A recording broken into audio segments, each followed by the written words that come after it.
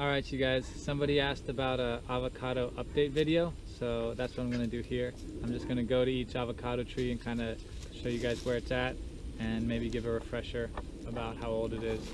So this one right behind me is the Seedling Avocado.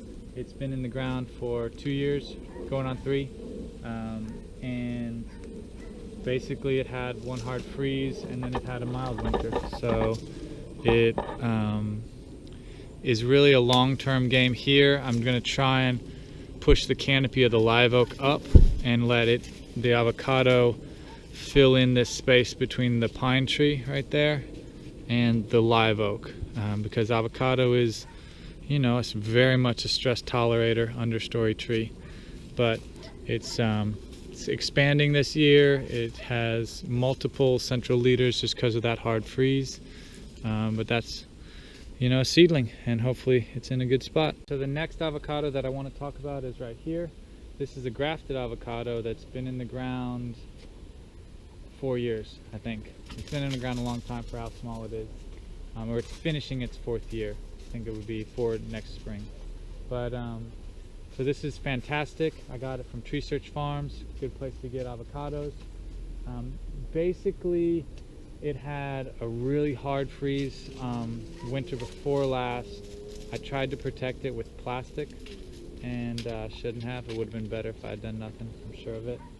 So that hit it really hard, and just avocados are that kind of finicky where when their momentum is slowed down, they get slowed down a good bit. But it did have a fruit on it earlier this spring, but I think it has since dropped.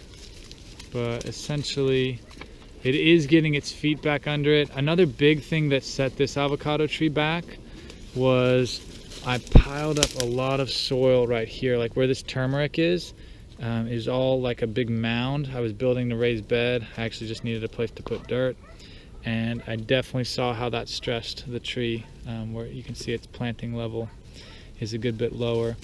So don't mound up piles of dirt after you plant your trees, and that'll be another way to help them.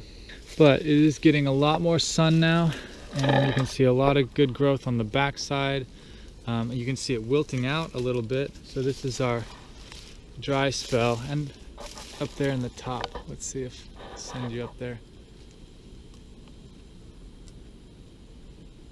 Those branches just bending over a little bit. I'm gonna just let it toughen up and do its thing, wait for a big rain. So this is definitely my best avocado, this tall thing right behind me. It's Lila or Opal, those are the 2 names for it. I think I got it from Tree Search, but I know I also, this one you can find other places. It's a pretty common cultivar. So this one was like the only one that made it through the freeze year before last without a lot of damage, and that's why it's so much taller and bigger.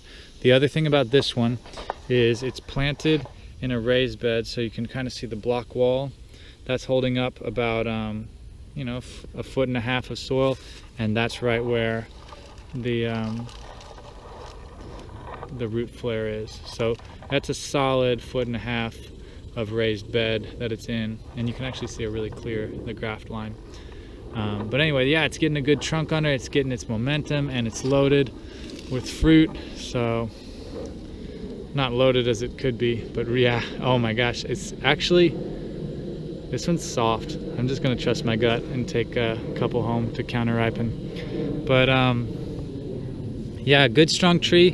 What I did to protect it in that really hard freeze was I made like a teepee with PVC, and then using a long stick I got a frost cloth all the way up and around the whole thing, and that made a huge difference. And then down at the bottom you see the cinder blocks back there. That's one of my little heaters. I did use that, but I doubt it made that big of a difference. Sorry, the dog's chewing on the camera. Yeah, so that's one of the stronger trees, and I'll let you know how this goes. So back here in the shade we have another avocado. This is a seedling, and this was a seedling from Wilma. So I am excited to hopefully, you know, get some fruit off of it someday. You can see it's got a Wilma wilt weep to it, but it's also really dry and it has no mulch right now, so for sure moisture is low. Now this is on a pretty substantial mound, and this area was very sandy to begin with. So this tree, I don't know if you can see the height difference. I mean, it's probably another 1.5 foot up mound, but this tree just got rocked by the freezes. It's in more shade, so it also doesn't come back as quickly. So you see up there kind of getting covered. I will cut holes in the canopy to make sure it gets a little bit of an opportunity, but it's going to take, you know, 2 mild winters in a row.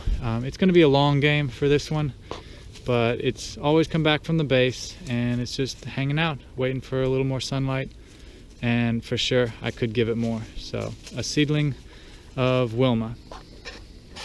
This is the one that's probably the most important one to update on, and this is the one that I did the big long planting video on. And as you can see, it has done absolutely nothing, and this is like 2 years, I think.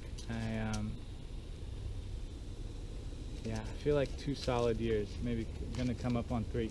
But yeah, so this was Arizona. Sorry about the camera angle.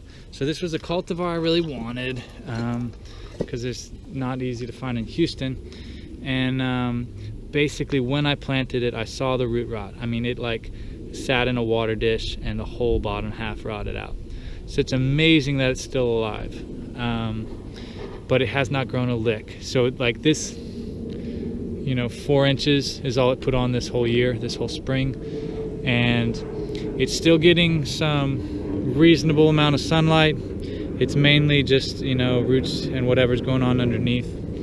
Sorry about the plane, but I really feel like if it ever does grow out of it, you know, it can become still a strong tree. And if it gets a little bigger, sorry, camera's pointing down. If it does get a little bigger, then I'll probably start grafting from it again, just using it for sign wood. But yeah, so that's the little avocado that has not grown at all.